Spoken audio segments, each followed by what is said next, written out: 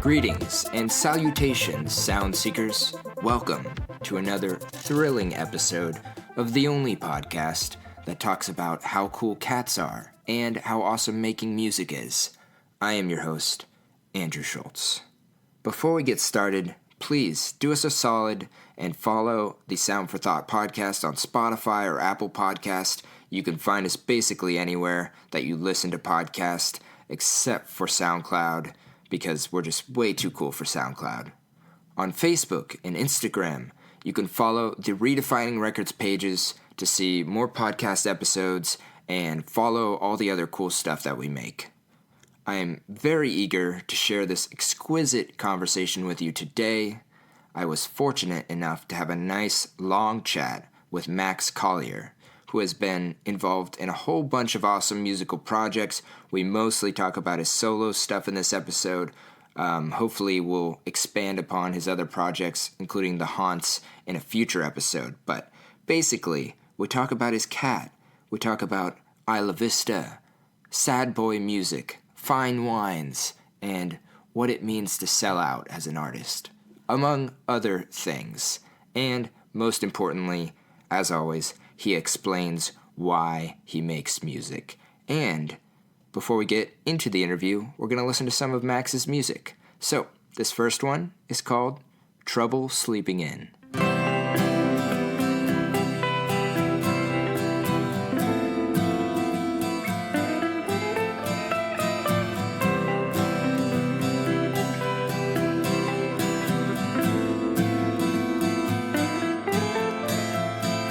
Internal fears play out slow. You tell me it's not hard at all.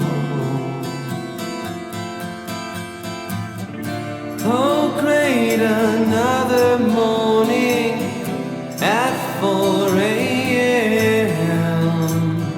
These dreams used to be boring.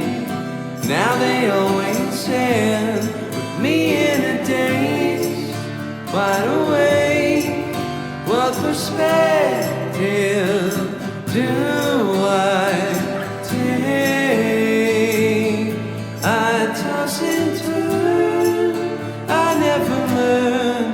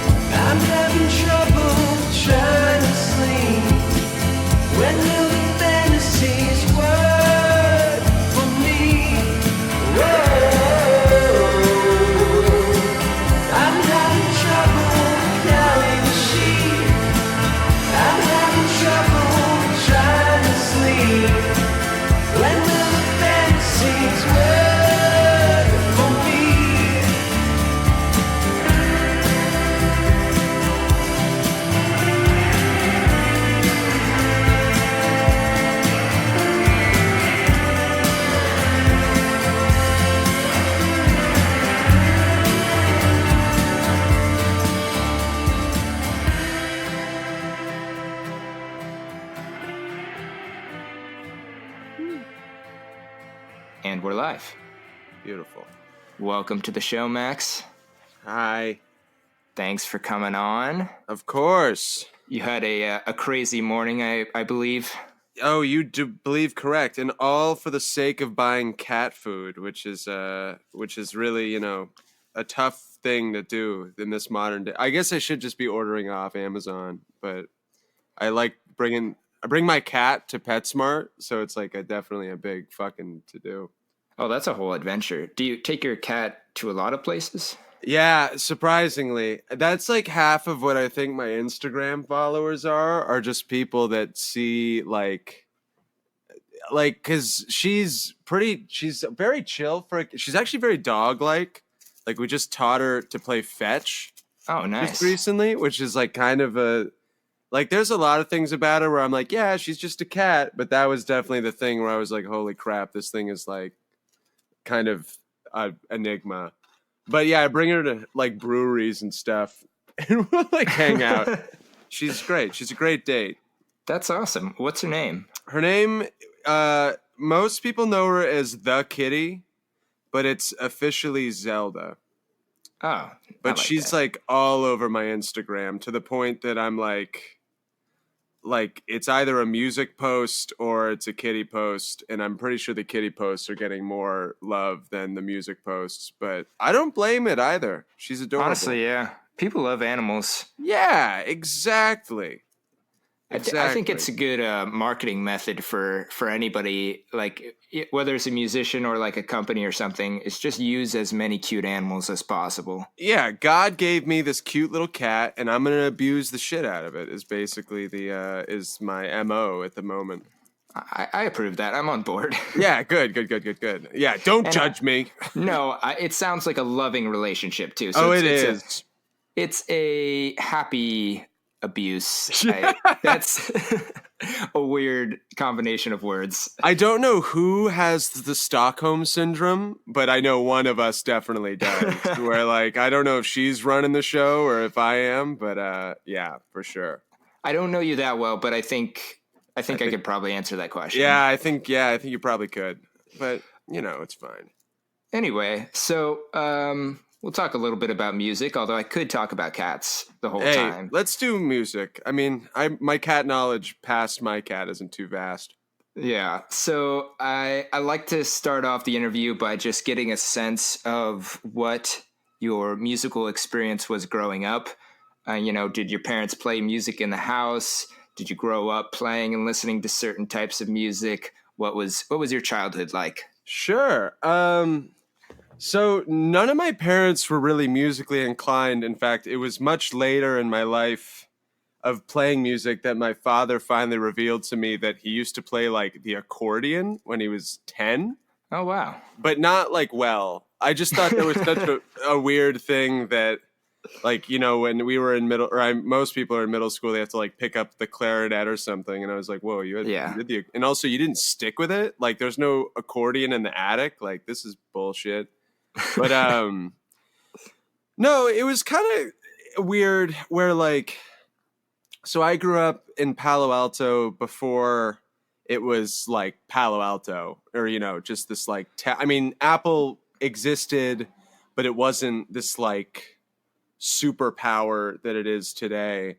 Yeah. So it was pretty off the map, but I was also around San Francisco, so I knew about music and stuff like that. But really what it was like my parents have a decent taste in music where they introduced me to all the, like the Beatles, and like my dad loved Santana. So he was all about electric guitar and stuff like that. So they weren't necessarily musical, but they definitely, like it wasn't important, but I appreciate that they'd always have like a good CD in the car, or there was like, it's never like garbage. And even like a lot of classical stuff I know too is kind of from them. But what it really was my brother. I have a brother that's 8 years older than me, and he picked up guitar when he was like, I don't know, 14 or something.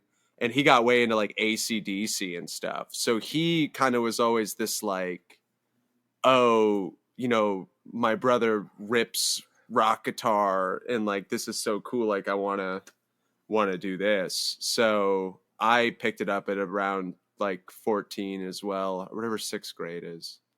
And yeah, I mean, it's funny, like, and sorry if I'm like rambling, but it's No, I mean, that's the whole point. right, is to listen to my voice. Exactly. No, I don't want to hear myself talk at all if no, I can avoid it. no, I want to hear you. But no, it's like, I don't know. I love talking with people that have been doing, I mean, I especially like talking with guitarists that have played guitar since they were like pretty young. But also too, it stems to other instruments. The reason being is like, you find out all of the bands that you probably know like every song of on guitar, but are so embarrassed that you know, like I probably know the whole Guns N' Roses discography, but like I refuse to play it nowadays. Or I like, yeah. No, I get you. They're like all of you're like, yeah, I know all these hair metal songs. Like I'm so horrified. Or like Enter Sandman, or like all those, just like. But it's great because you go through, and I mean they're great songs. I'm not like power to Guns N' Roses and Metallica and all these bands that like I'll still occasionally put on. But you do go through this, like, it's the same as going through that awkward hormonal period of like being a teenager and not knowing what you're doing. Like, you just go through all this quote unquote bad music until you're finally like, oh, I kind of want to do this, or like, oh, actually this is what you make like a million mistakes until you figure it out. Yeah, I completely agree. I mean, for me, it was like the middle school phase was a lot of like Rise Against, kind of that like punk rock, but like because you're mad. Yeah, you've got a lot of emotions you gotta get out as a 13, 14-year-old. But I agree. I mean, it's not till like a little later on that you start to like develop a real taste for, let's say better music. Or just like what you identify with. Yeah, because you can't identify at that age at all. Yeah, you're just like angry. So the most simple music, like, yeah, like I don't know. Even to and this might be a hot take, but like I love Nirvana, but sometimes I'm kind of like, I just feel like Kurt Cobain not was overrated, but like the songs I don't think are as deep as people make them, but that's almost to their credit, where it's like he's just capturing an emotion of like feeling insecure and annoyed, and it's like that in itself is impressive, but just like don't read into it too much. I don't know. No, I'm kind of with you on that, honestly. Might get us into some trouble. Yeah, well, I mean I love Nirvana. That's also one of those bands where like I know way too much of their music, but they're great. No, but I was playing guitar, and then just because in the town there weren't a ton of people playing music, so I just ended up, I got a Mac when I was like 16 and started playing with GarageBand, and then was like, oh, I just want to be able to record songs, so I bought like a bass guitar, and I started playing with drums too, and it just turned into this big like, in fact, I used to do like a looping show, which was a fucking nightmare. Yeah, that sounds difficult. No, I mean, it's fun, but like, holy shit. Like, I tried to like loop violin and pretended I was Andrew Bird, and it was just like a nightmare. So did you ever take lessons? I took guitar lessons. Okay. Which was nice because it kind of was an intro to like music theory as well. And then I could transfer that to like piano and bass and violin and stuff. So as long as I could know what notes were on an instrument, I could be like, oh, okay, well then I could play like this chord and that chord and this little line. So yeah, that's cool. I feel like I always get annoyed when I talk with, especially guitarists in particular, that like brag that they never took lessons. And I'm like, so what you're telling me, I mean, it's cool if you teach yourself. Like, I think that's fine. But the second that you're like, yeah, like I'm better because I never took lessons, it's like, no, you could be better if you took lessons. Yeah. But yeah, some people get really kind of arrogant about it. Yeah. And it's like, dude, it's great. It was almost like a therapy experience too, at the age of like 16, to like go talk with this guy who's way cooler than your parents and be like, hey man, teach me some Tool riffs, man. Yeah, I think, honestly, like the mentorship is a huge part of it. And like Yeah. discovering new music. Yeah, it's like, I don't know. I'm a big advocate for for lessons. I don't know. I just think like people I mean, YouTube's great, and I think learn guitar if you want to learn guitar, but there's never brag about self-taught. I think that's just like a weak Yeah. excuse of just being like, yeah, I just wanted to do YouTube. Yeah, I'm with you. What I was going to say next is basically, I know we were both in IV overlapping for a certain time. We never really knew Oh, each other, but cool. I did see Sundays play a couple times, and those Oh, were good, always like good, good. super cool shows. So I've talked to Robert and my other buddy Aiden. I don't know if you ever met Aiden Danzy, but I like hearing people's take on the IV scene in general and like musically. So I want to ask you to like describe Oh my IV God. in your own words. Okay. Well, what should I start with, in general or the music? Probably in general. I feel like Yeah. and then I'll focus in. That place is a paradise, but you really only need to be there for 4 years, maybe even less. Yeah. No, it's like, I think sorry to make this more like historical, but my brother made a good point about. So I was deciding between UC Santa Barbara and Lewis and Clark up in Portland, and I'm like definitely an indie cuck. So I was very, biased to Portland for the mysticism and Fred Armisen and all that stuff. But my brother made this point. He was like, "Look, Max, you could either live in this place for 4 years that you'll never be able to live in again, or you could go to this city that you can move to like whenever you want, like you can still have the Portland experience." So I was like, oh, you're right. That'll be like nothing else. And it really, like, I think that's what IV is like, it is like nothing else. Like, even not in the way that it's better than, like, Santa Cruz is also a great example of another kind of beachside college town sorta that I think has its own vibe. But IV, I will say I enjoy that they, like, it's the best way to describe it. You can be yourself there. It's not just like college frat bros and stuff. Like, there is really a wide community, and you kind of have to dig for it when you first get there. But once you're in it, it's like so positive and just, I mean, and you're a dumb kid. Like, Ivy's also stupid and everyone's drunk. But it's both things is what I love about it. It's like yeah, really awesome and also really dumb and dirty and grimy at the same time.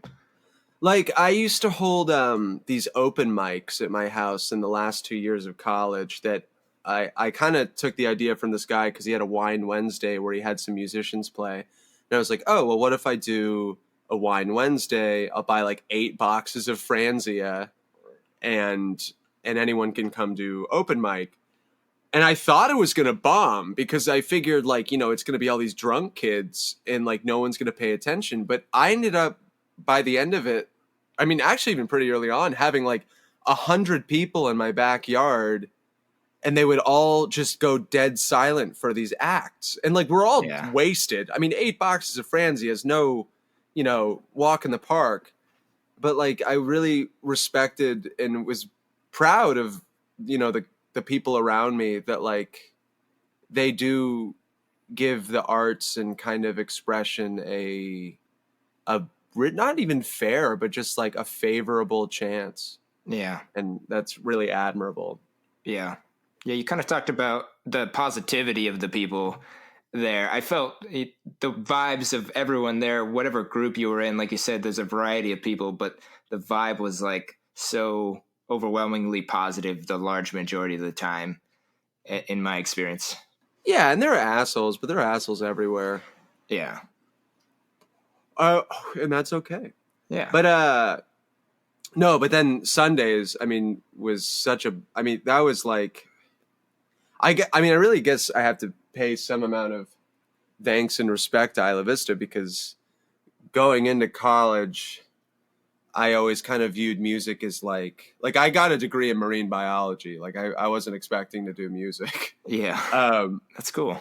But I don't know, like I got there, met those guys, and we started the band, and it was very low key, and I'm not going to say we got like huge, but we got a decent amount of, people liked us, and we got write-ups, and we played downtown and stuff like that. And we kind of all fizzled out at the end of college. But I mean, that's the band that not only convinced me like, oh no, you should go and probably pursue this music thing.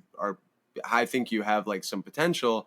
But like even my parents like were like, at first they were like, music's a hobby, like don't blah blah blah. And then after Sundays happened, they were like, you know what? Yeah, you should go to LA and like give it a shot because like now's the time to do it. Yeah. So, but like I wouldn't have that confidence if it wasn't for those Ivy house parties and like all people coming out and dancing and being like super supportive and everything. Yeah. And it's just like so kind. Yeah. That makes me happy to hear.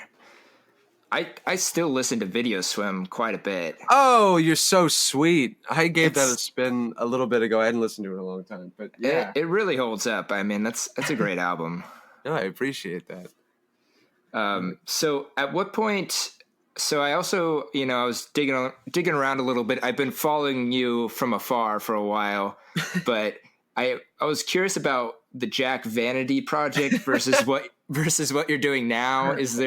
Is it just a name change or what happened there? It's so I'll give you an abridged version because I feel like I'm talking a lot. Basically, when I went to LA, I wanted to do a project that was like kind of folkier. I'd always been putting out these like folky songs, kind of through college.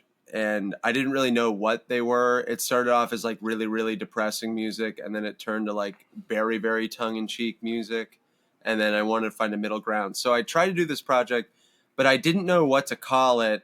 And this guy was producing it. And we wanted to think of like a fun name instead of just my name.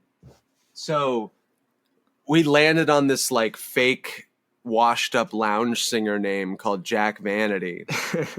And I really the EP came out good, but what ended up happening was like, I think everyone in LA when I came here is already so vain that they literally thought that I believed I was Jack Vanity. Like when I would introduce myself, the joke was completely lost. Yeah. It was like, fuck this guy. They did not understand the irony. They just took it as it was.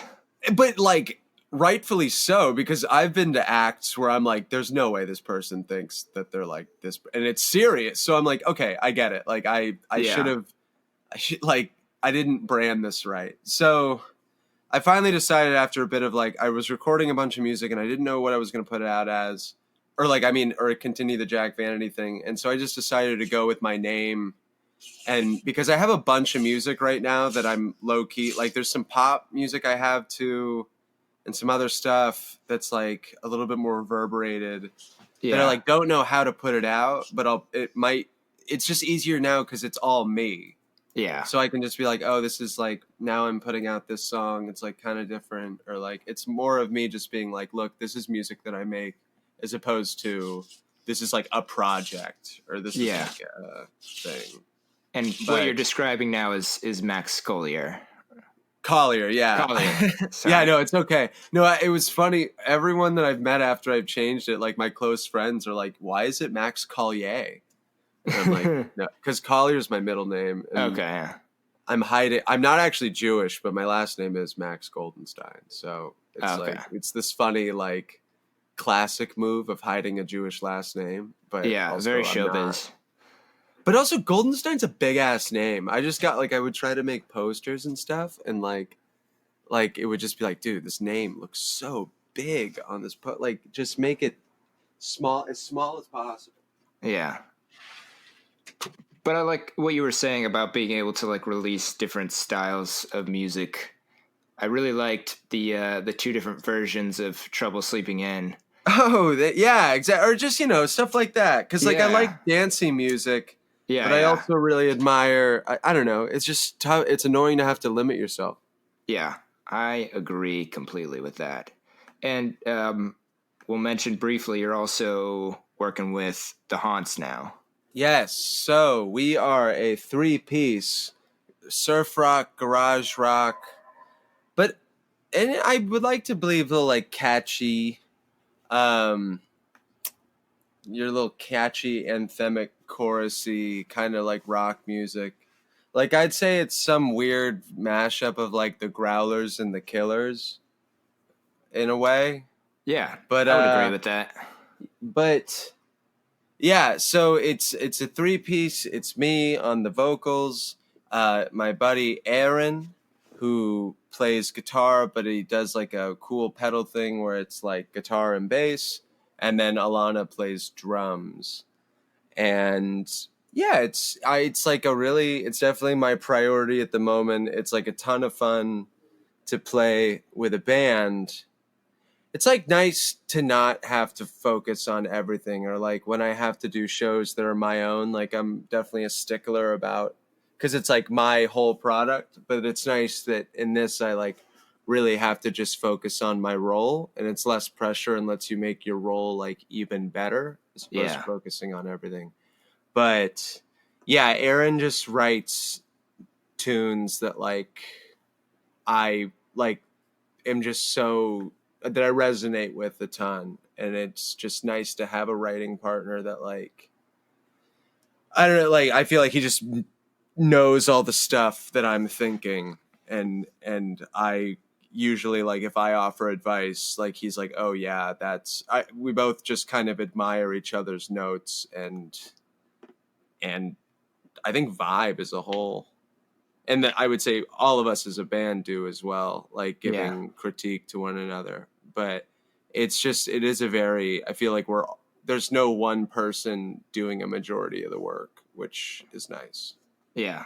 That's super cool. My next question, which you kind of already answered to an extent, was just like if you had a preference between, you know, and let's say in terms of writing and recording music, not performing, if you had a preference of being in a band or doing solo work.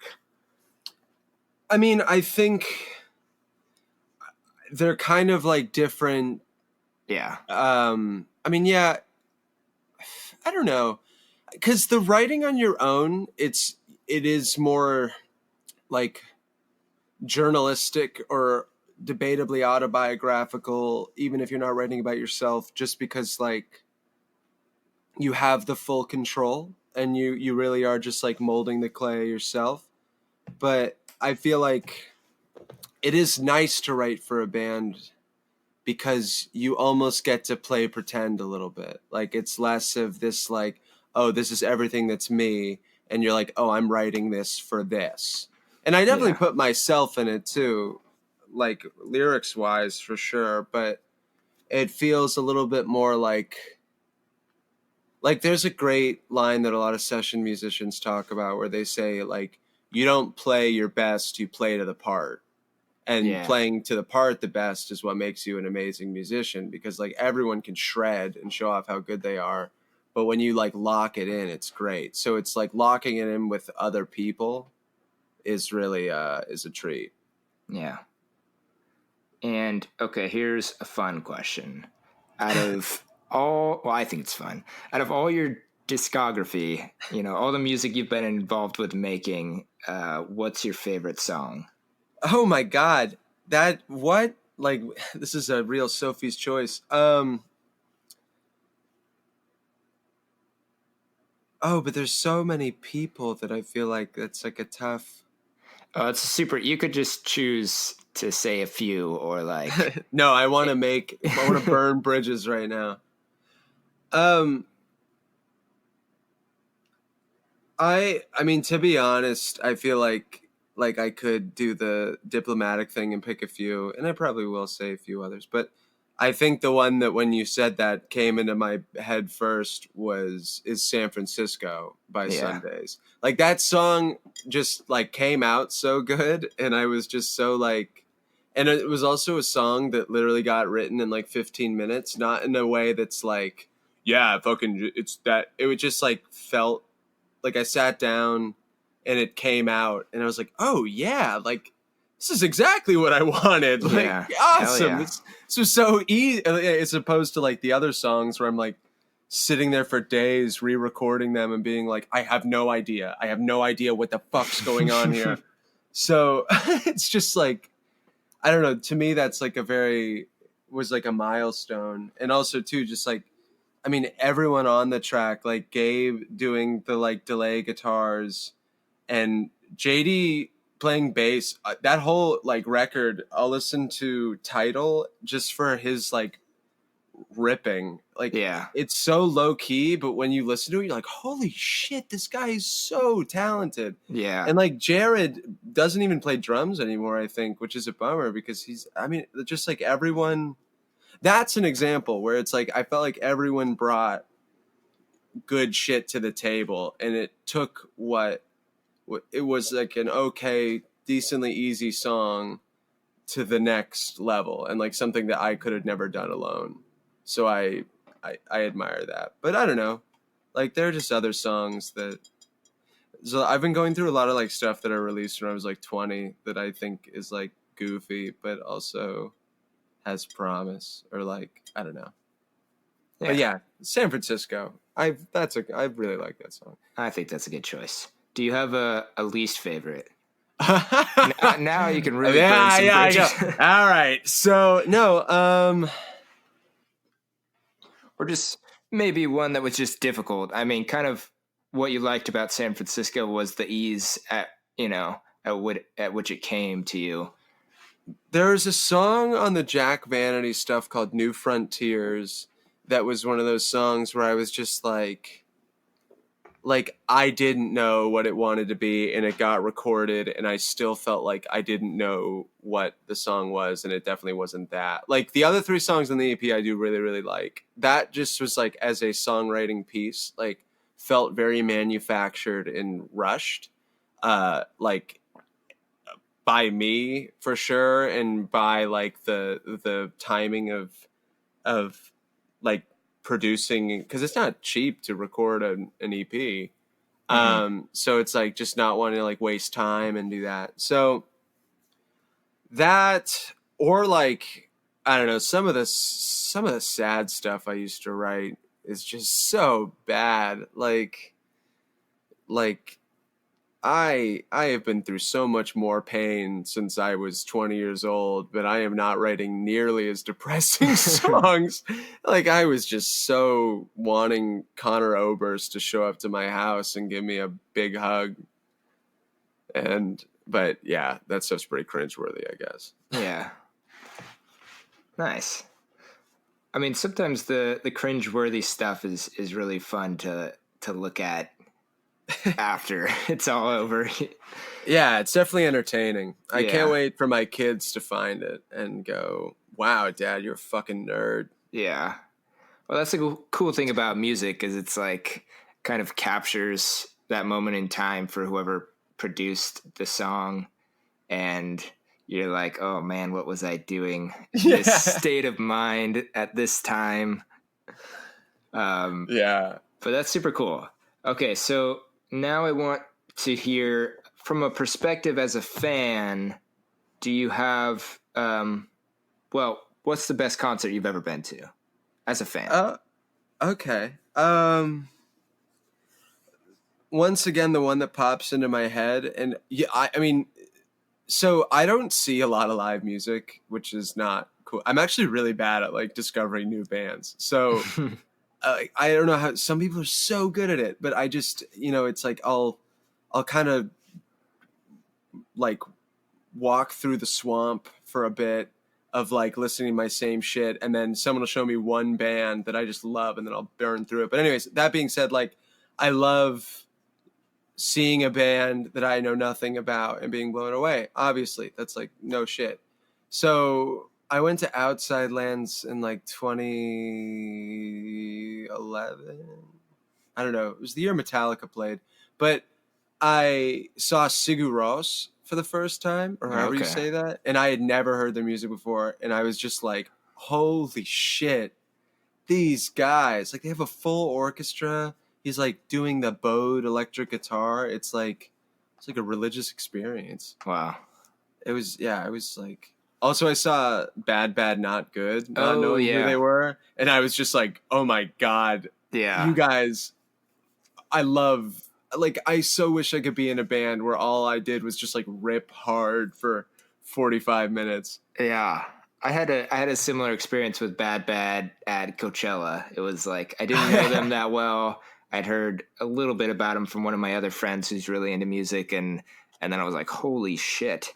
Yeah, it's such a treat. They're such a good band. And they had like a really late time slot. They were playing while when I was at Coachella, I forgot what year it was Guns N' Roses. And so just like 10 people, including me and my buddies, are like in the tent watching Bad Bad Not Good while Guns N' Roses plays in the background for like 3 hours. Yeah. Yeah. That's nuts. But yeah, they're great. Yeah, super cool. And I mean, you talked about music discovery a little bit in the way you listen to music. Are there any bands you're currently binging on, or what are you listening to now? I mean, I definitely just like, so always on rotation is Jonathan Wilson to some degree. One of his albums. He's an amazing producer, and I like low key just like rip off of him. Mm-hmm. I mean, he's just, for all the production work I do. I mean, I have people too. I'm recording this friend of mine. She goes by Riordan, and like all I do is just give it the Jonathan Wilson judge, to the point that we recorded a drummer, and he's like, "Oh, this sounds a lot like this guy," and I'm like, "Shut up, shut up." I don't know who that is. Love him. I'm trying to think. My girlfriend is way more good at knowing like new bands. She turned me on to this band called The Japanese House. Okay.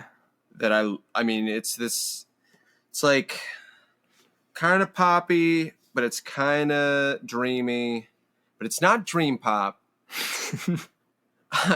Which is the worst sentence that's ever come out of my mouth. That was my favorite sentence so far. Yeah. But it's really good. She's an extremely talented young girl who just kills it. Like looking through my Spotify right now. Oh yeah. That's pretty much what everyone does these days. Why is Papa Roach on here? I was not listening to Papa Roach. That's your last resort. MGMT, I can always listen to. I think they're low-key like one of the greatest bands ever. That second album, Congratulations, is like one of the... I put that album on at least 2 times a week. Nice. Yeah, that's good stuff. I'm trying... Who else is new? Always I listen to a bunch. Yep. Been trying to get into Snail Mail. Her voice is really good, but sometimes I worry it's just too classic indie rock. Yeah, I kind of feel the same way. I've tried a couple times to dig in, but I've always been kind of like, oh, this seems kind of, I don't know. I don't want to say it's completely like cookie cutter for whatever indie rock is, but it's, for me, I don't know. Yeah, but her voice and her writing, her lyrical really writing's good, really yeah. good. Yeah, no, she's no doubt talented. I don't know, but that's a feeling I get for sure. Phoebe Bridgers, I got into that album way too late. That yeah, Smoke Signals, is that what it is? I don't know, but it has that Ryan Adams song that like I'm just like, oh fuck you, this is like the greatest song in the world, like perfectly crafted piece of music. And like Babe Rainbow and one of those guys, Sugar Candy Mountain, always. Both are just like, I mean, those are just the people that I'm like low key hoping to share a bill with at some point. Yeah, so talented. They're such great people. That's cool. Do you have anything you would consider to be like a guilty listening pleasure? Yeah, of course. A majority of, well, you know what? So yes, but like also I hate that or I don't hate it, but You I think have, you just gotta own. yeah, you don't have any shame really. Yeah, fuck it. But you know, like what I mean, like people that would yeah. fall into that category. Yeah. No, I mean, I knew exactly what you meant. So I'm a huge fan, and I actually used to make this music, and it still is on the internet, of chiptune music. I'm So not like familiar. it's like people that make the music on Game Boys. Oh, okay, yeah, like is You it? know Anamanaguchi or Yeah. Is yeah. that? I thought I've heard the phrase like 8-bit been used before. Yeah, Okay. exactly. So Yeah, I get 8-bit or you. chiptune is the yeah. So some of it's like really annoying, but some of it is so upbeat and catchy, and Yes, I'm a some of huge it's fan. incredible, honestly. But Anamanaguchi, they're not guilty. I like respect them a ton, but I think just that genre can get a little cringy. For sure, So yeah. that's probably a guilty pleasure. I love ABBA, but that's also not guilty. Like if you don't love ABBA, like you can go fuck yourself. I Like agree. Get the fuck out. Dancing Queen is one of the best songs in the world. Oh yeah. What? Or like I don't know, even to like the guilty like Sabbath and Metallica, like I still love that. Like I don't know. I guess yeah, none of it's too guilty. I'm trying to think really like maybe musicals, but that's a rare occasion that I like put on Phantom of the Opera or something. Yeah. Well, that's interesting. I mean, it doesn't have to be guilty. I like where you've gone. It's more like trying to go to the fringe, you know? Yeah. Cause sometimes you hear a song you like used to love and you're like, oh, I'm gonna hate this, but it still just rips so hard. Definitely. Oh, take me away. Here's a question for you. When you are in a sad boy mood, do you tend to listen to sad music to match the mood, or do you try to lift your spirits with happy stuff? No, I just dig the grave, but just wallow in it.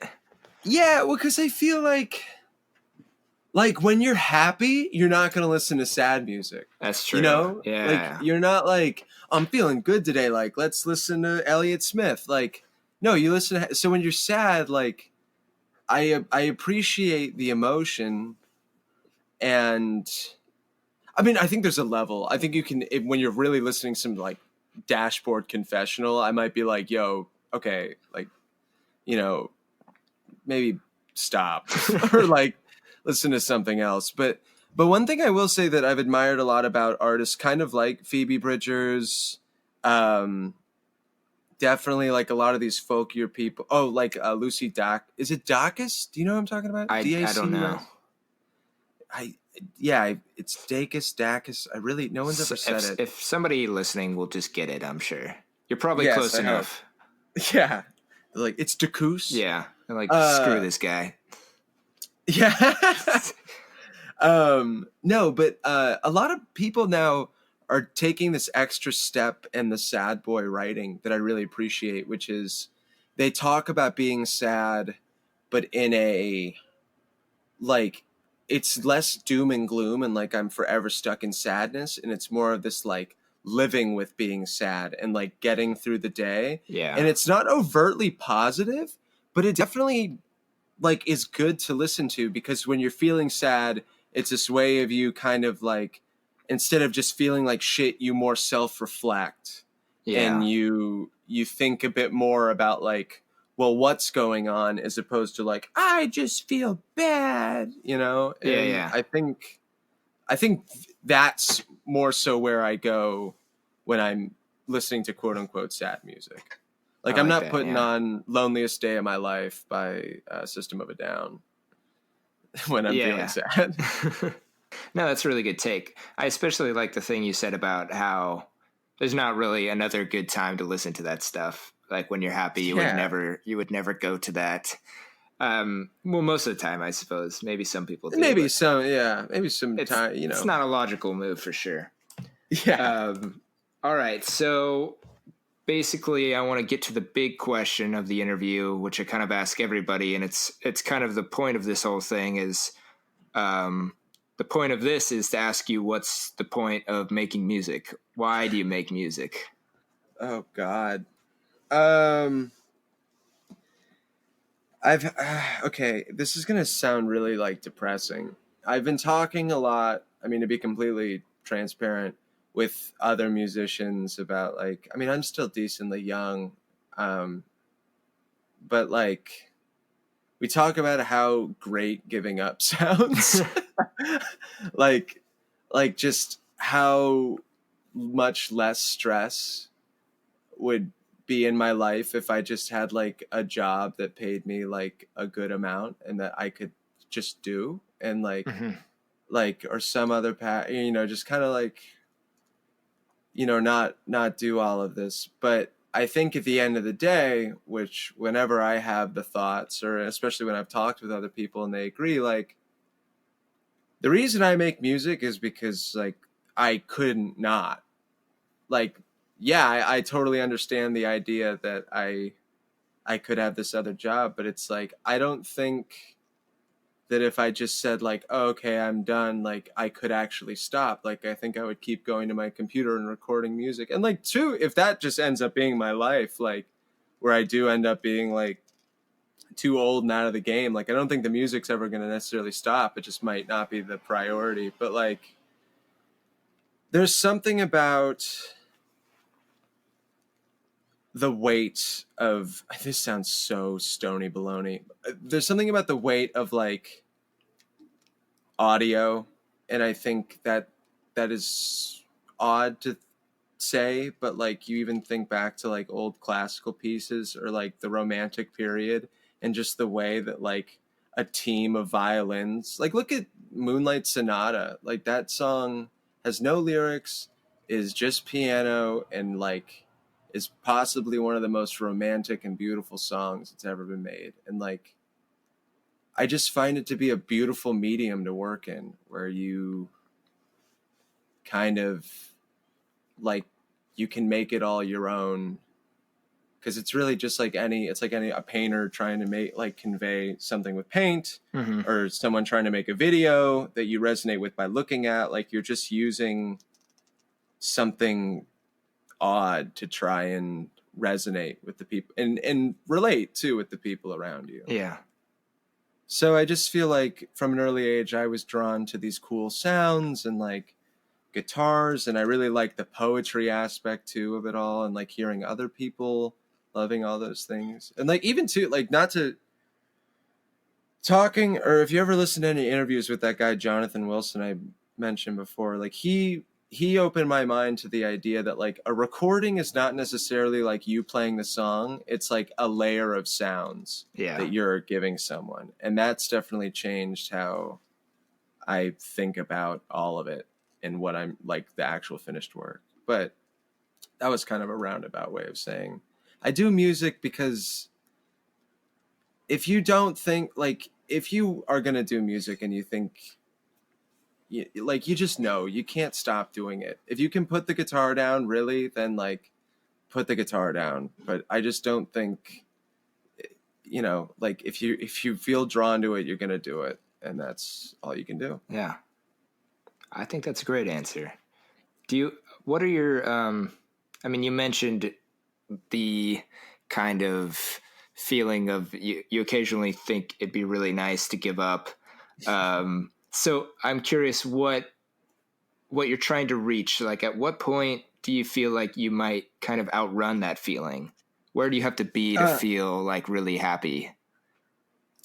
I think just like stable, like not like you should always be hustle. I hate that slogan, but it's also like, no, but it's like, No, I yeah. hate it, but it's also so like there's nothing that conveys that aspect. Yeah. Like as much as it's a goofy tagline, like no, that's the musician and all artist life is, you are always hustling, you're always trying to make money and make connections and be seen. And like I think to me the second, I mean, in my mind, it's like that I can just confidently pay rent every month. Yes, that would be nice. Or like, to not have a part-time job or something is definitely that. Um, but yeah, I think it's because even too, I'm not trying. I mean, I'd love to be a, bajillionaire, but like, I think just the real goal is like doing, just having it pay the bills, like being able to live happily and like frugally, but like not worried. Yeah, comfortable. And then, yeah, and also too, like being proud of what it is that I'm doing, even if it is like just being a ghostwriter and writing like pop songs. Like if I would as long as I'm just like stoked on it or think I'm doing the best work that I could be doing, like I think that's also the other side of it. Yeah. That's like success. Yeah.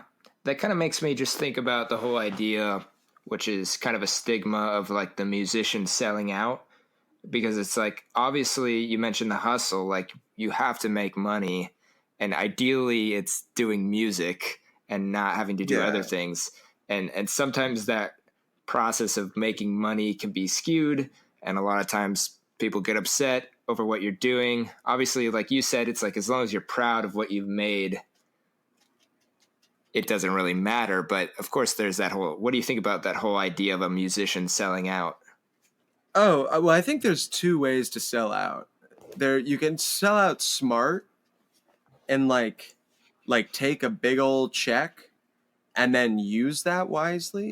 And you can sell out dumb, which is you start taking every check. Yeah. And I think there is a level of like, okay, here's another great quote. They were doing an interview with Kevin Parker from Tame Impala, and he was talking about the like just the music industry, and he said, you know, he released Lonerism, which was like a huge record and sold so much, and he barely saw any profits from it. Yeah. But he sold Elephant to a Bacardi commercial, and he bought a house. Yeah. And it's like, yeah, like it's not selling out, like it's making your money. But that being said, like, I think and then you can go into morals, kind of like if you were a band that, you know, like you did something political or like you're kind of betraying your morals. I think that's a different story. But like sell your stuff. Like people, I would love to sell out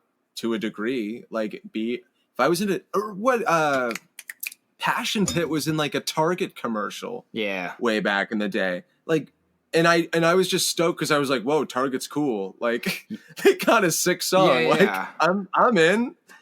They play Real Estate, that band Real Estate, in Albertsons grocery stores. I think that's the coolest thing in the world. Yeah. There is that side to it of like, if you hear music that you like out in the wild somewhere, you do get a kick out of it. Yeah, as long as it's like good music and it's just like in a spot. But like the second, I don't know, you start doing like weird shit and you start being, you know, you're like on every commercial, or you're like, you know, Peyton Manning. I mean, like, you don't want to be like the face of State Farm. Yeah, you can give your song exactly. But it's kind of I mean, it can be, there are lines you don't want to cross, but obviously it can be vague. Yeah. But I had a similar experience. Recently I saw a commercial that had a Spoon song on it. Turned my camera on, and I'm like, that song is like 15 years old, and it just like was on a commercial that I saw yesterday. But most of my feeling was like, oh, thank you. Like, finally somebody's going to go pay Spoon. Yeah, no, exactly. You're just like, and because that's is, you know, like, oh, sick. Like they're making money. Like, hell yeah. Good on them. And like, and people are listening, and people that may not have heard that song will see that commercial and be like, oh, what's that? And like Shazam it or look it up. All right. So selling out's fine. To a degree, basically. Yeah, to a degree. What do you enjoy doing besides music in your free time? Absolutely nothing. No. I've been like urban, but this sounds weird. No, I'm not gonna say that. It's really been music. Jesus Christ. My job is I do work at a wine tasting room, and I'm surprisingly like kind of into wine. That like sounds really cool. I'm not like it. I mean, I'm not like the biggest. I mean, I'd like to say I have a decent palate, but I'm not a huge snob. But I just admire.